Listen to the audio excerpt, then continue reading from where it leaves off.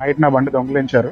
Next day మార్నింగే బండి లేదని తెలుసుకొని భీమిలి పోలీస్ స్టేషన్లో నేను కంప్లైంట్ పెట్టాను. కంప్లైంట్ పెట్టిన 1.5 అవర్లోనే బండి ట్రేస్ చేశారు.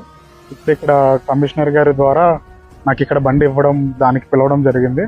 Thanks to CP sir and thanks to Bheemili police, thanks to Vizag police. ఇంత త్వరగా నా బండిని రికవరీ చేసి హ్యాపీగా నా బండిని హ్యాండ్ ఓవర్ చేశారు.